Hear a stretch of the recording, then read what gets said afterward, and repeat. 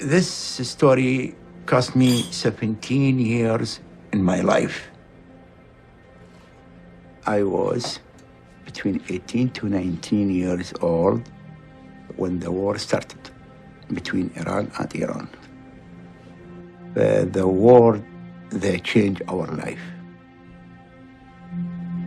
I was happy in my life. I have a restaurant.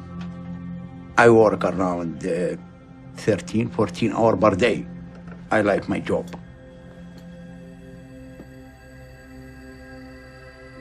I have a special girlfriend. I love her, she loves me. When I army was pregnant, I told her, listen, I can't do anything until I finish the war. And I promise her every time I will marry you when I come back, when the war finish, give me a couple months, we will be married. She cried, she has no answer.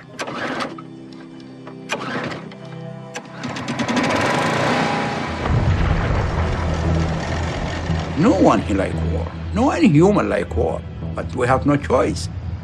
In Iraq, the dictator, you will be killed, you and your family. We will have no choice.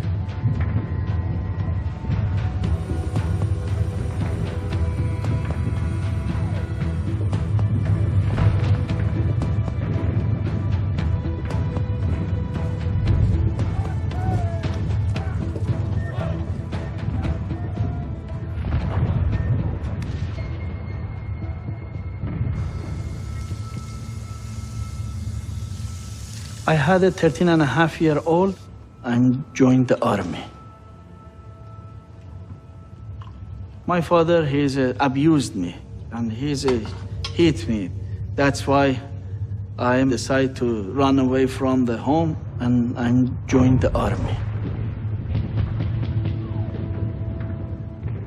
I have a nightmare and I'm trying to forget everything, but I cannot. It's stay in my mind, I think forever.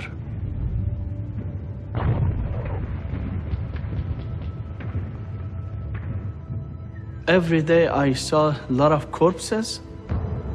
My duty is make a mass grave for all the Iraqi corpse.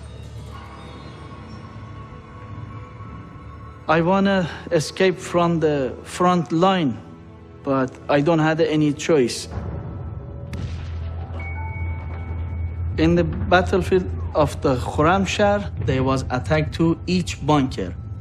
They are explode each bunker, one by one. Our leader, they says we have big attack. One of the rocket close around 2 meters close to my bunker. I try to go out from the bunker, I can't. I went to one Iraqi bunker with a small flashlight. I was afraid, oh my God, because sometimes the Iraqi, the soldier, they are take off the green hand and explode himself. Basically, it's a suicide to kill the enemy. I hear the weapon close, very close to me. It is mean they started to kill who alive. I'm find one Iraqi soldier. He was full of blood. I see the face, not our people, and he talk, not my voice, not my language. Now I know I am in the enemy hand. He cry and he begging me.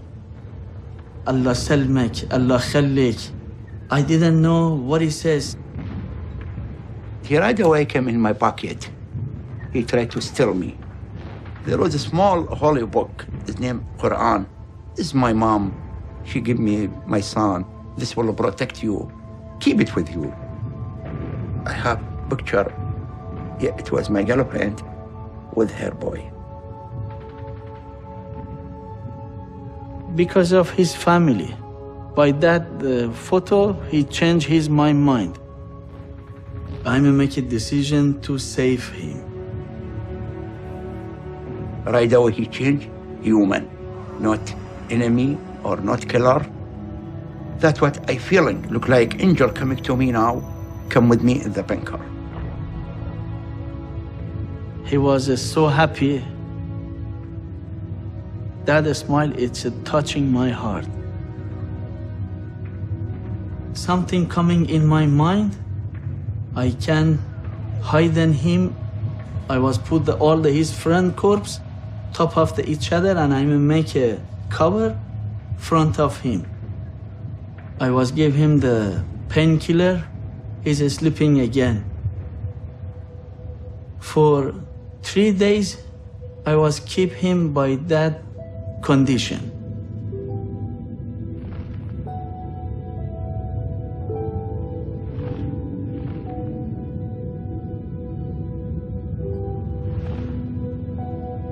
I never hear about the soldier Iranian save the Iraqi soldier during the fighting. During the fighting, I never see him again. I never see him again.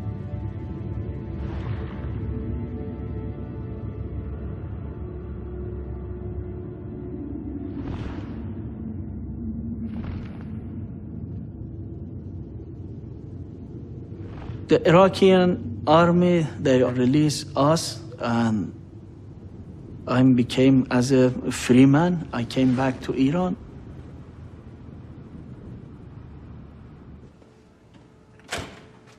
Hey, John. Good morning. Where's that? How are you doing? Oh, there's a lubrication point. When I tried to came back to my family, and I pushed the buzzer, the lady, she came out and she says, their son during a war, he died and they moved to another province. Nobody knows I'm still alive or I'm died. They are making a grave for me.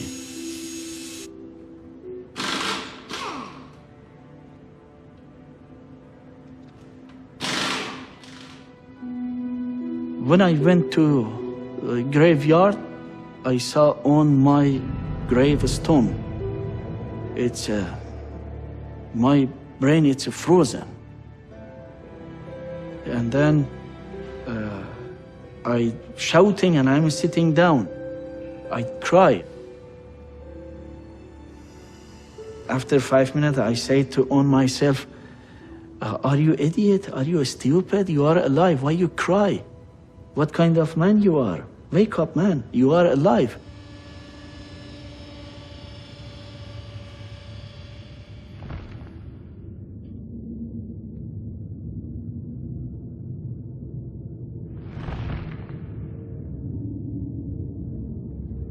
Well, the news then, when we heard, they say Najah is still alive.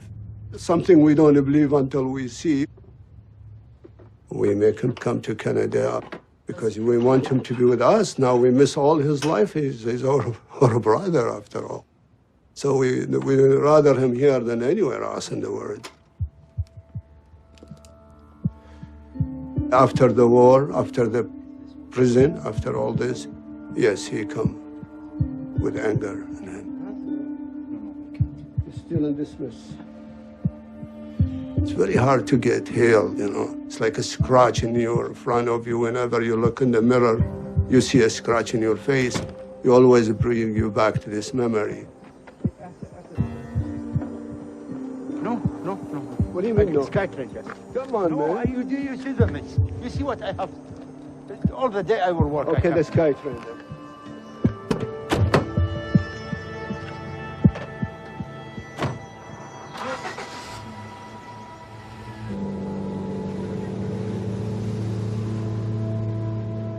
It was so hard to have a normal life. I didn't know what should I do. Finally, I took a job as a seaman. I came to Vancouver by ship.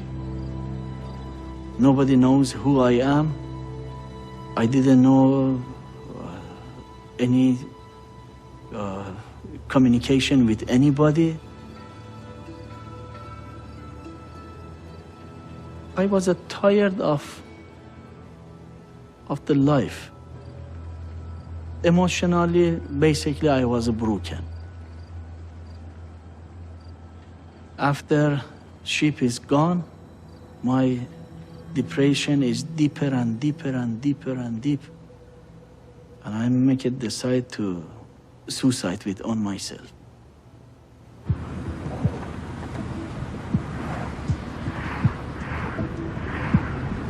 My roommate and his friend, they say to me, go to West. Vancouver Association Survivor Torture. And I went there.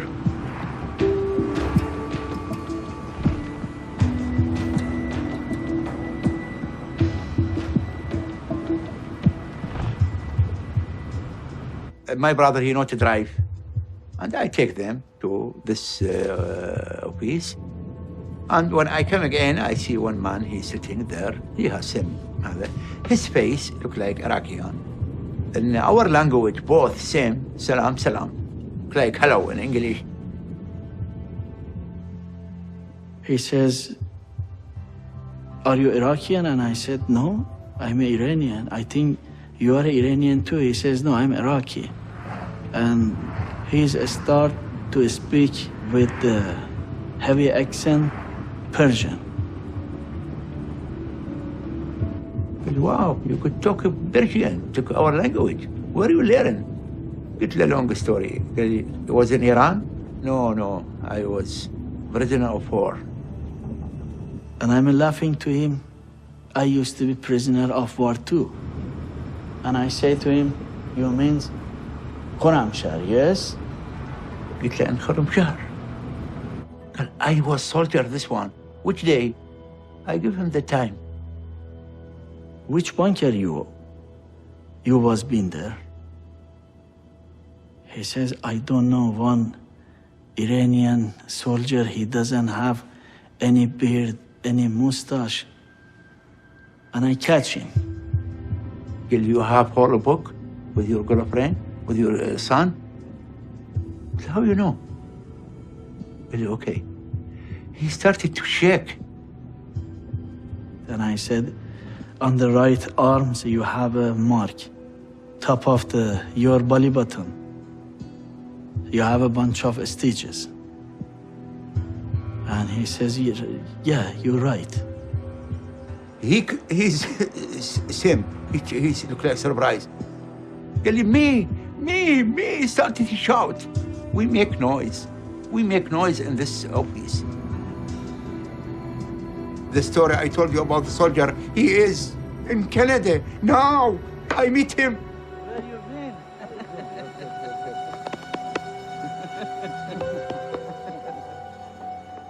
He asked me, you didn't say, what is your name 20 years ago? Could you please tell me what is your name? And I say to him, you didn't say that one to me too. My name is Zayed. What is your name? He says, my name is Najatu. We all cry.